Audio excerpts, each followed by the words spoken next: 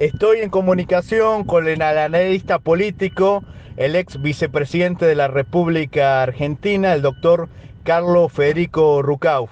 Doctor Rucauf, muchas gracias y muy amable como siempre por acceder a la entrevista. Al contrario, un placer para mí. Hay un fenómeno político en Argentina que llama la atención de la comunidad internacional, que es Javier Milei, alguien que quiere llegar a ser presidente con un discurso en contra de la clase política. ¿Cómo se entiende este contrasentido que piensa que la solución política viene de la antipolítica? Bueno, en realidad sigue una línea que tiene precedentes en el mundo, más cercanos a nosotros, Jair Bolsonaro en Brasil, que vino también de fuera de los partidos políticos, y en Estados Unidos, si bien surgió de un partido político, Donald Trump es también un hombre con características de outsider porque hizo su campaña criticando el sistema en el que está inserto. Milei aprovecha una sensación colectiva en la Argentina de descrédito de la clase política hasta tal punto que, si bien se le ha escapado a los analistas, el ganador de las últimas elecciones en mi país no fue Javier Milei, sino los ausentes. Hubo muchos más ausentes que cualquiera de los votos de los candidatos que luego vienen: Milei, Patricia Bullrich y Sergio Massa. Doctor, siempre cuando me entrevistan en el extranjero sobre el fenómeno Milei, digo que él es contradictorio, porque si bien él está a favor supuestamente de la vida, en contra del aborto, también dice que estaría a favor de la venta de los hijos, de la venta de los órganos. ¿Cómo se puede entender que el electorado argentino haya votado a una persona tan incoherente en su lenguaje? ¿Se podría decir que el enemigo de Milei es el propio Milei?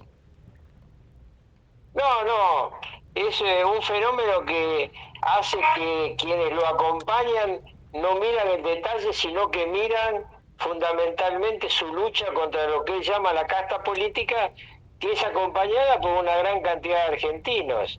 Hay dos proyectos políticos bastante parecidos en lo económico, que son el de Patricia Bullrich y el de Javier Milei. En un seminario hace 3 meses yo dije que si uno quería interpretar en el exterior a los candidatos, debía pensar en Javier Milei como alguien cercano a las ideas de Donald Trump, pero sin partido republicano atrás, y a Patricia Bullrich la asemejaba a Angela Merkel, la ex canciller alemana, porque la misma construyó desde el centro hacia la socialdemocracia una alianza de gobierno que fue muy exitosa.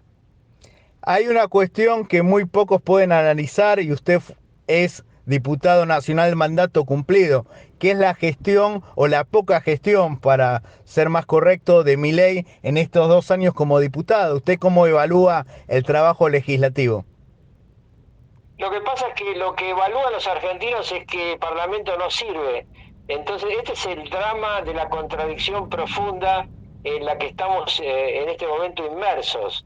Este detalle, que seguramente a cualquier otro analista fino de la realidad le llamaría la atención, para el hombre común no es un tema, porque no considera que sea útil la estructura parlamentaria. Usted piense que en la Argentina uno de los problemas más graves que tenemos es el problema de los alquileres, y este es un tema ocasionado por una ley del Parlamento votada por las dos fuerzas mayoritarias, es decir, por Juntos por el Cambio y el actual oficialismo. Entonces hay una sensación de la gente que la política en su formato tradicional no le soluciona los problemas, por el contrario, le complica la vida, y aparece alguien que le dice: yo voy a acabar con todo esto. Yo decía ayer a un medio argentino que entre la miseria y la magia, no sé por qué vamos a pensar que los argentinos van a elegir la miseria. Otro tema que no se entiende en el exterior y tampoco lo entendemos los argentinos, la ignorancia o la perversión de este gobierno que pone de candidato al ministro de Economía cuando el gran problema que tiene Argentina es el económico. Con estos grandes índices de inflación, ¿cómo se entiende que el candidato del gobierno sea el propio ministro de Economía, que no es economista de profesión, sino abogado, como Sergio Massa?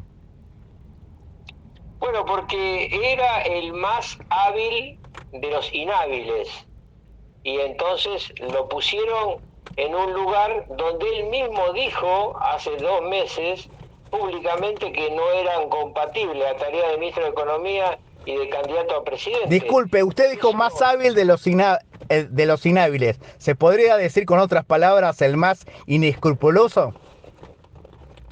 no, ya a mí no me gusta nunca insultar, porque yo nunca entro en esos aspectos de la vida de la gente, pero claramente este gobierno tiene, hace poco hablábamos con un gran economista de mi país, con Miguel Ángel Broda, yo acababa de explicar que Argentina tiene que bajar su gasto público y después charlando con él me decía, lo más grave no es solo que el gasto público está desatado, sino que el Estado es ineficiente e incapaz.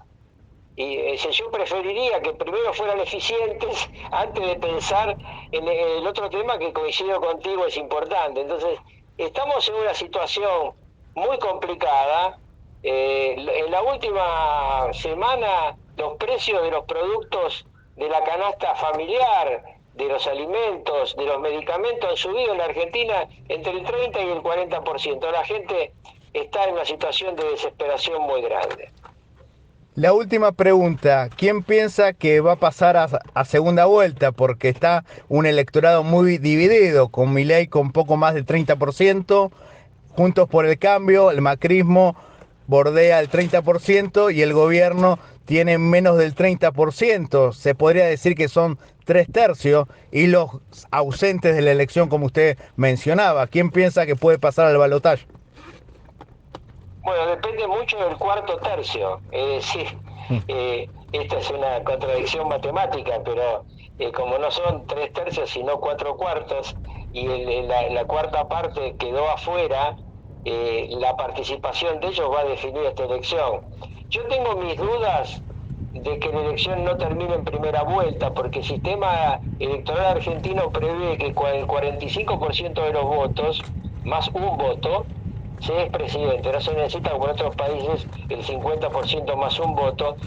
Y si no, puede ser presidente quien tenga 40% de los votos válidos positivos emitidos, con una diferencia de 10% con el segundo. Esto, habiendo 3 candidatos y tantos ausentes, es perfectamente factible que ocurra en el mes de octubre. Muchísimas gracias, doctor Rucaos, muy amable como siempre, que viva la patria. Hasta siempre, gracias, que viva.